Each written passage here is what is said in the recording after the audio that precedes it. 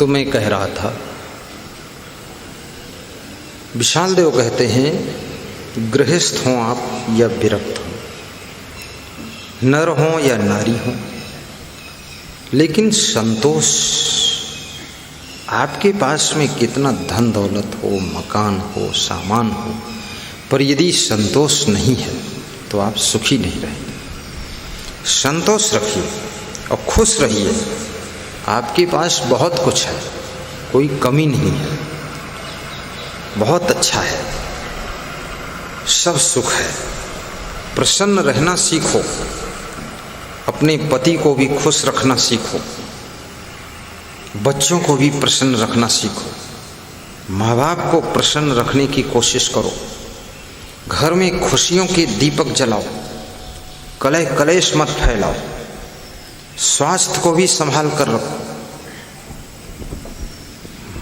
मनमुटाव मत रखो, मुंह मत फुलाओ, आनंदित रहो और एक दूसरे को धन्यवाद भी दो।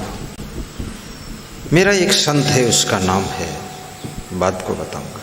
मैंने कहा कि संतों के लिए कुछ और सुविधा चाहिए, तो उसने कहा मुझे तो लगता है अब बहुत हो गया है, अब इससे ज़्यादा तो ज़रूरत नहीं। उसका नाम हरिदास है। दूसरे संत से पूछा मैंने कि आपके लिए बेड लगवा दूँ? बोले ठीक है, इतना ठीक है, बहुत है। टाइल लगा, उस पर गद्दा लगा, चादर बिछी है, हम सो जाते हैं। तीसरे संत से मैंने पूछा, बोले जैसी आपकी इच्छा हो, जाही विधि राखे राम, ताही विधि रहिए, राम राम राम राम राम राम कहिए, जैसी आपकी इच्छा हो। चौथे संत से पूछा मैंने, तो उसने कहा कि गुरुदेव सो तुम जानो अंतर्यामी, आप जैसा करेंगे सब ठीक है। यानी जिसको संतोष है वो हमेशा सुखी रहता है, और जिसके पास संतोष नहीं है बहुत दुखी रहेगा।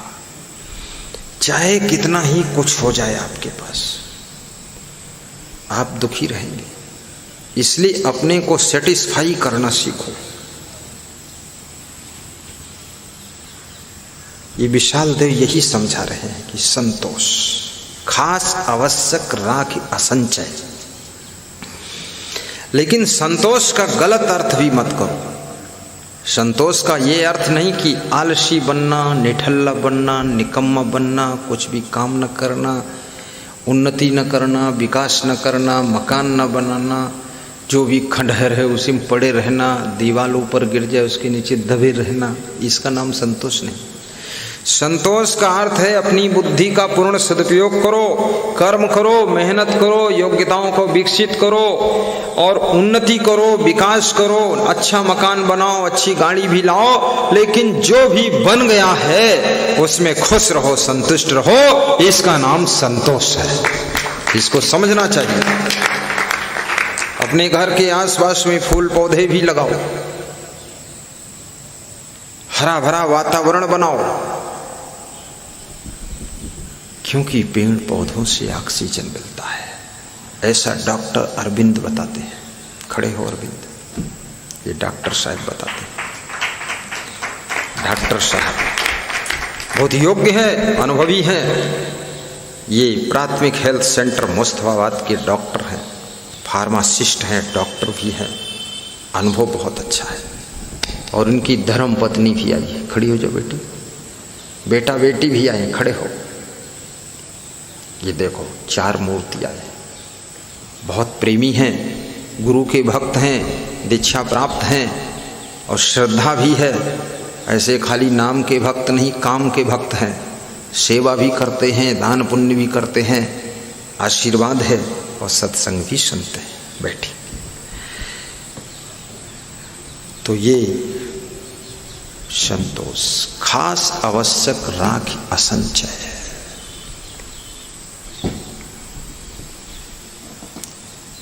साधु साधु बड़े संतोषी, साधु साधु बड़े संतोषी।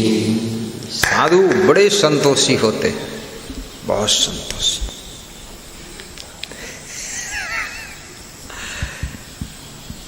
संतोष। लेकिन इसका अर्थ ये भी नहीं कोई संतोष करता है तो उसको इसका हिस्सा भी न दो। बेईमानी करो, तुम पूरी खीर पी जाओ और उससे कह दो तुम संतोषी हो, वाह वाह करते रहो, उसको भूखों मार डालो, ये बेईमानी भी छोड़ो। कोई संतोषी है तो उसको उसका हिस्सा दीजिए, जरूरत उसको भी है ना। संतोषी है लेकिन आवश्यकता भी है, उसका हिस्सा उसको दीजिए। उसके हिस्से का भोजन, उसके हिस्से का नाश्ता, उसके हिस्से का कपड़ा, उसके हिस्से का साबुन पाउडर वो नहीं मांगता है, नहीं कहता है, लेकिन तुमको खुद उसका ज़्यादा ख्याल रखना चाहिए। जो व्यक्ति कभी मांग नहीं करता, डिमांड नहीं करता, देने वाले प्रबंधक को, मैनेजमेंट कमेटी को उसका ध्यान रखना चाहिए कि इसको जरूर देना है, इसके लिए बचा के रख लेना है, उसका हिस्सा देना है। और जिस घर की वितरण प्रणाली ठीक है, जिस आश्रम की वितरण प्रणाली अच्छी है, कोई सामान वितरण हो रहा है, सबको प्राप्त हो रहा है, उस आश्रम में, उस घर में, उस मंडली में, उस संगठन में कभी कलह कलेश राग द्वेष नहीं होता है, क्योंकि सब तक व्यवस्था पहुंच रही है और सब खुश रहते हैं। इसलिए वितरण प्रणाली को सुधारो, खाओ और खिलाओ, दूसरों का भी ख्याल रखो। और कभी कभी स्वादिष्ट चीज का त्याग भी करो। इस मन को, इस जीव को जीतने की कोशिश करो। और जितनी चीजें ज्यादा स्वादिष्ट हैं वही ज्यादा स्वास्थ्य को नुकसान पहुंचाती है, ये याद रखना। और स्वादिष्ट तभी बनती हैं वह जब उसमें तेल, मिर्च, मसाला, गरम मसाला, सब्जी मसाला, ऊपर से और मसाला, और कौन मसाला है, अमचूर मसाला, गरम चूर मसाला, इमली चूर मसाला, ये सब चटपटा जब पड़ता है, चूरम चूर, तो तुम हो जाते हो चकना चूर। फिर हाँ, ये मसाला। और फिर ये जितने स्टैंडर्ड चीजें हैं, हलवा है, बहुत हार्ड है हजम होने में। एक आदमी को मैंने देखा 1 किलो हलवा लेकर खा रहा था, तो मैं इसे देखा तो उसने कटोरा कपड़े से ढक लिया और दूसरी ओर मुड़ गया। तो मैं तो फिर चला गया। फिर बाद को उसको बुलाया, मैंने पूछा इतना हलवा क्यों खाते हो? बोले कभी कभी मिलता है। तो हमने कहा ये नांद भर के खाओगे तो आधे लोगों को तो मिलेगा ही नहीं और तुम्हारी तबीयत खराब हो जाएगी। मैंने कहा मैं ऐसी व्यवस्था कर दूंगा, 3 महीने लगातार खीर, पूड़ी, हलवा, पनीर की सब्जी मिलेगी, मत लालच करना। 3 महीने चालू हुआ, खीर, पूड़ी, सब्जी, पनीर, सब। कितना खाओगे? थोड़ा खाइए, ज्यादा नहीं, नुकसान करेगा। स्वस्थ रहोगे, बहुत अच्छा रहेगा, खुशी रहेगी, प्रसन्नता रहेगी, शरीर भी सुंदर रहेगा। अन्यथा कितने लोगों का तो 30 साल की उम्र में उनका चेहरा देखो आप, बिल्कुल आलू मटर हो गया चेहरा, आलू मटर और सड़ा टमाटर, और पूरी बॉडी खटर पटर, सब चरमरा गई बॉडी, कोई शक्ति नहीं। 30 साल की उम्र में गाल गड्ढे में चले गए हैं और खोपड़ी भी गड्ढा हुई है कहीं कहीं। इतना बर्बाद किया है स्वाद विषय में, स्पर्श विषय में, भोग विलास में, पूरे शरीर का वीर निचोड़ दिया है, बिल्कुल गन्ना जैसे पेराई किया है, मूर्ख बना घूम रहा है, शीशा में मुंह भी नहीं देखता है। कितना हम बंदर हो गए कि बिलौटा हो गए, क्या हुआ है, दशा क्या है, सियार की तरह बने घूम रहे हैं, लिप लिप लिप लिप, हालत खराब है। ये चेहरा क्यों बिगाड़ रहे हो? शरीर को सुंदर रखो, हष्ट पुष्ट तंदुरुस्त चुस्त दुरुस्त रखो। आंखें भी एकदम सुंदर रहनी चाहिए, अन्यथा ज़्यादा शरीर में अगर आपकी बीमारियां आएंगी, कमजोरी आएगी, तो आंखें भी गड्ढे में चली जाती। आपन तेज संभारो आपे, तीनों लोग हाँकते कांपे। अपने तेज को संभालिए और जितना जीवा पर कंट्रोल होगा आपका, इंद्रियों पर कंट्रोल होगा, शरीर आपका बहुत सुंदर रहेगा, बुद्धिमान भी आप रहेंगे। हम तो देखते कितने लोगों की स्मरण शक्ति इतनी कमजोर है। अगर तुम इस जगह बुलाकर उनको नाम बताओ कि इनका नाम डॉक्टर अरविंद कुमार है, जाओ अरविंद को बुला लो, तो यहाँ से वहाँ तक जाएंगे और भूल जाएंगे। वहाँ से अरविंद तक बजाय नंद कुमार बुला के लिए और वहाँ ढूंढते घूम रहे, भाई नंद कुमार कौन है? नंद कुमार कोई है नहीं। तो सबसे पूछे तो भाई नंद कुमार कोई? भाई नंद कुमार नहीं। तो फिर नाव भूल गया का बाबा। ये इतनी स्मरण शक्ति कमजोर क्यों हुई है? इतना बुद्धि क्यों मारी गई है?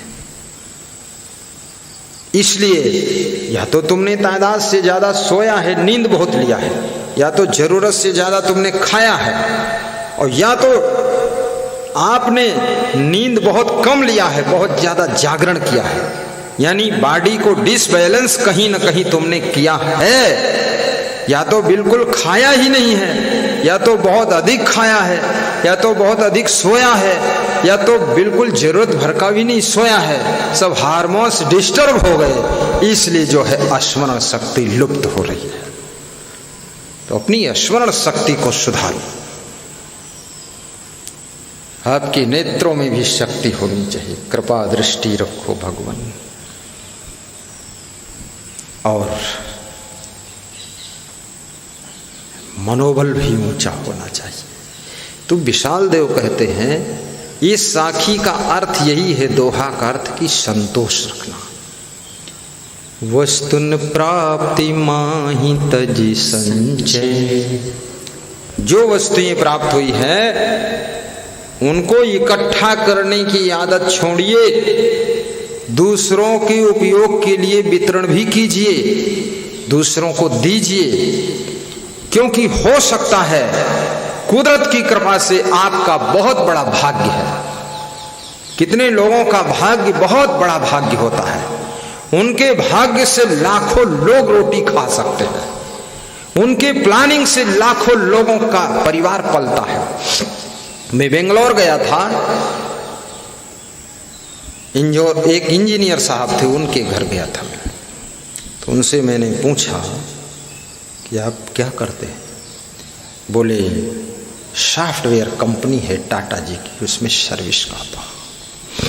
मैंने आपके पास मकान है? बोले हाँ, ये फ्लैट अपना ही है गुरुदेव। तो मैंने कहा चलने के लिए गाड़ी है? बोले हाँ, ये कार अपनी ही है गुरुदेव। तो हमने कहा कितने लोग सर्विस करते हैं? बोले बेंगलोर में 2 कंपनी है सॉफ्टवेयर की टाटा की, 4-4 लाख लोग दोनों में सर्विस करते हैं। 8 लाख लोग हैं एम्प्लॉयर।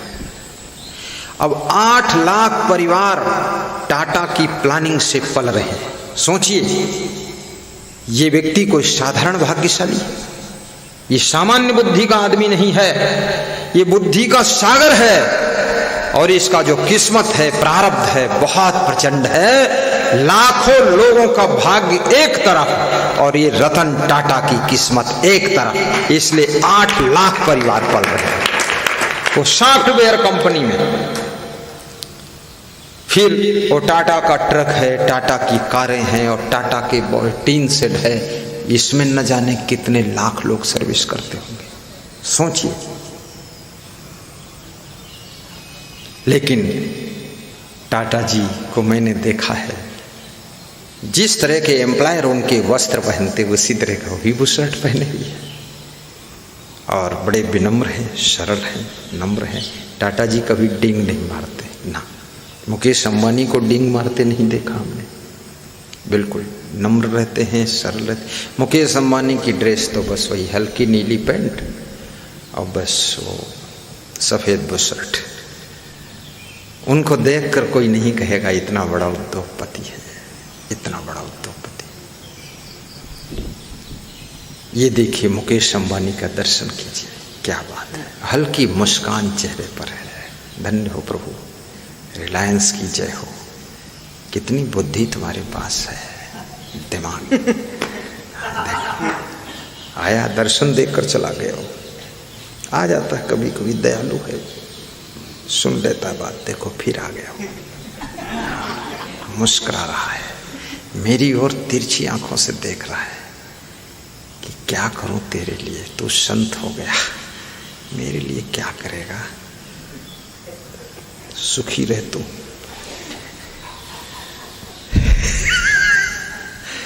हाँ, मेरे कहने का मतलब यह है, अब कितने लोगों को तो मुकेश अंबानी से भी ईर्ष्या है, टाटा जी से भी ईर्ष्या है, आनंद महिंद्रा से भी ईर्ष्या है, ये बजाज शुगर फैक्ट्री वाले से ईर्ष्या है, मीनाक्षी देवी शुगर फैक्ट्री गुलरिया उनसे ईर्ष्या है, जो धनवान है उससे बड़ी जलन है, निंदा बुराई करते रहते हैं और बोलते रहते हैं इन्होंने देश लूट लिया। और पतंजलि वाले से ईर्ष्या है, श्री चिवन वाले से ईर्ष्या है, बोलते अरे ये स्वदेशी के नाम से लूटने जा रहा है। अच्छा, तो तुम बड़े होशियार हो, क्यों लूट रहे हो ये बताओ, मंजन क्यों करते हो, ब्रश क्यों खींचते हो, ये जितना सामान तुम प्रयोग करते हो इसकी मैन्युफैक्चरिंग तुम क्यों नहीं करते खुद ही, क्यों लूट रहे हो भाई? विदेशी कंपनी बना करके माल दे रही है, पैसा ले रही है, तो उसको कहते हो लूट रही है, और तुम्हारे देश की कोई कंपनी माल सामान दे रही तो वो भी लूट रही है। तो तेरे खेत में मंजन ब्रश पैदा होगा क्या, कि तेरी भैंस की नांद से साबुन पाउडर निकलेगा?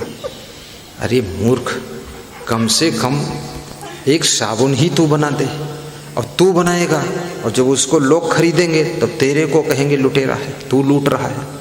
तो ये फालतू भाषा बोलना बंद कर, कुछ काम कर। कितने लोग नेताओं की बहुत निंदा बुराई करते हैं, लेकिन भाई अगर सब नेता खराब है तो आप खुद नेता बनकर दिखा दो ना, पार्टी बना दो, चुनाव जीत लो, मुख्यमंत्री बन जाओ, करके दिखा दो कि ऐसा नेता होना चाहिए, ऐसा सीएम होना चाहिए, ऐसे काम करना चाहिए। अकल तो छोटा सा घर चलाने की नहीं है, एक पत्नी को तो खुश नहीं कर पा रहे हो, और बातें कर रहे हो वहाँ शेख चिल्ली की तरह। नरेंद्र मोदी को अकल बता रहे हो, सीएम आदित्यनाथ को अकल बता रहे हो, नीतीश कुमार कौन है वो, उसको अकल बता रहे हो बिहार वाले को, शिवराज सिंह चौहान को अकल दे रहे हो, कमलनाथ को अकल बता रहे हो, अशोक गहलोत राजस्थान वाला, अरे इतना बुद्धिमान आदमी हो, उसको सिखाने चले हो। बनो ना सीएम, आओ मैदान में, पार्टी का नाम रख दो कि देश सुधार पार्टी, या तो यही रख दो नेता सुधार पार्टी, कुछ नाम रखो, आ जाओ मैदान में। चुनाव निशान मैं दे दूंगा तुमको, चुनाव निशान, वीडियो कैमरा ले लो चुनाव निशान में, हाँ सब लोग मुहर लगा दे, तुमको वोट दे दे, पता चलेगा जमानत जब्त हो गई, एक वोट नहीं मिलेगी, सब दिमाग ठिकाने आ जाएगा। इतना छल कपट दंड फंद राजनीति में सभी पार्टियां अपनी अपनी गीट बसाती हैं और क्या बोलते सुरबग्गी खेल रही हैं, शतरंज।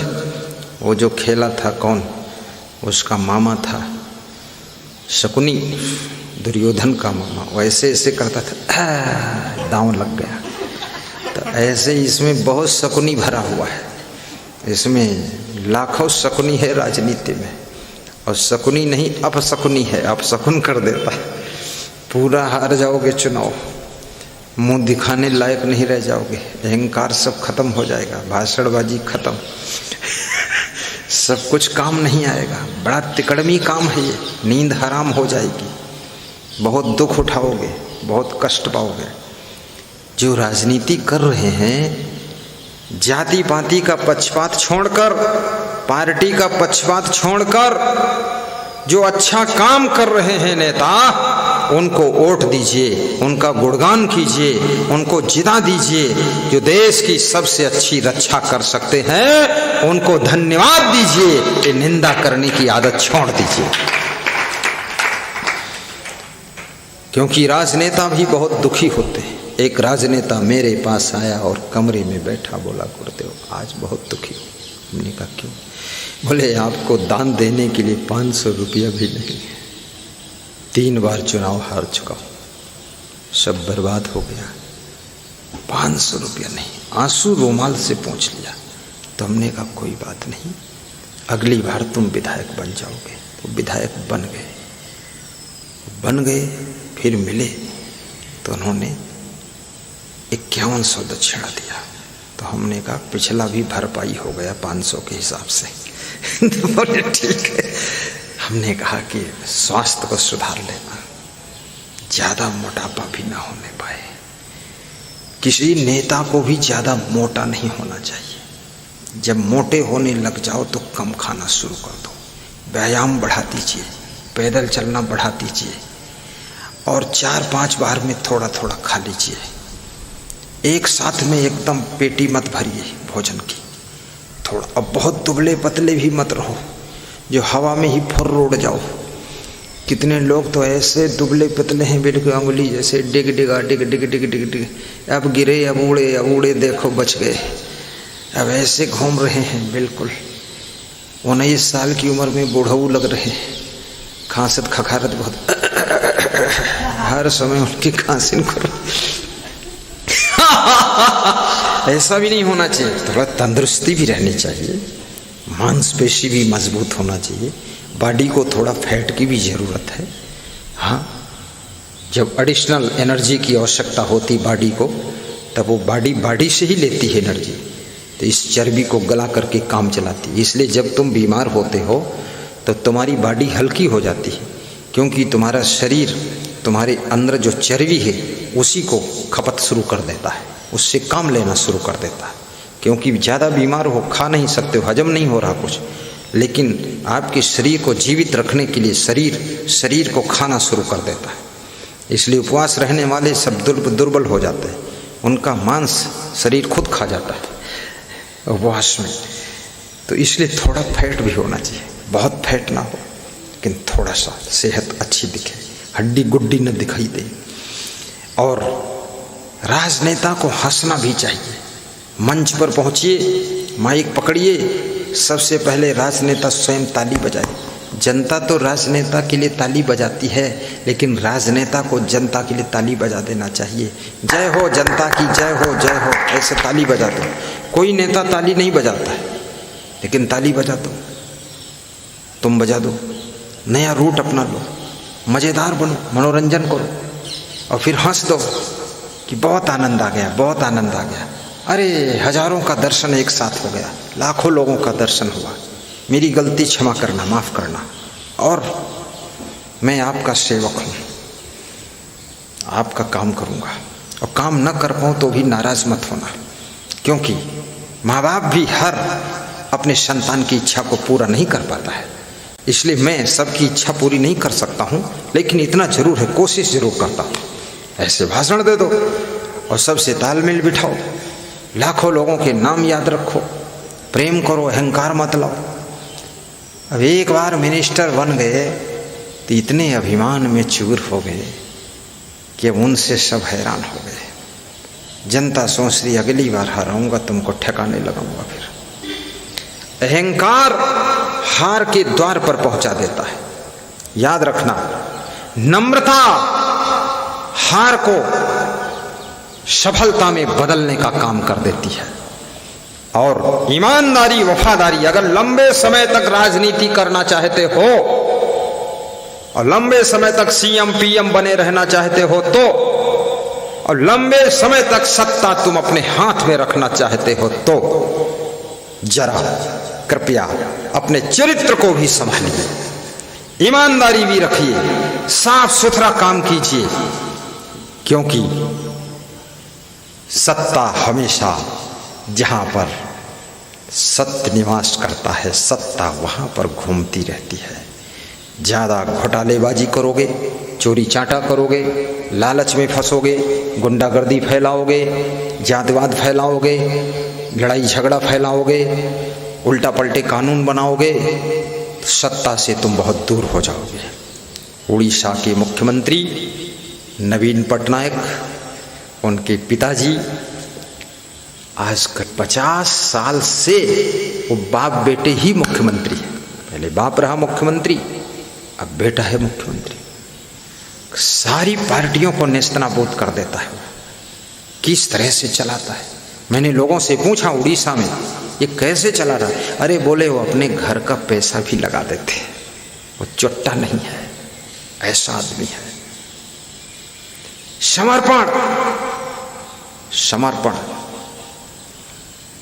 जहां तुम एडवांस जाना चाहते हो आगे, समर्पण कीजिए, त्याग कीजिए। झूठ बोलना बंद करिए, साफ सुथरी बात रखिए, चुप रहिए, मौन रहिए, कम बोलिए, जो बोलिए वही बोलिए, जो करना है वो बोलिए, फालतू बात मत बोलिए, लफंगेबाजी मत करिए, आप सफल हो जाएंगे।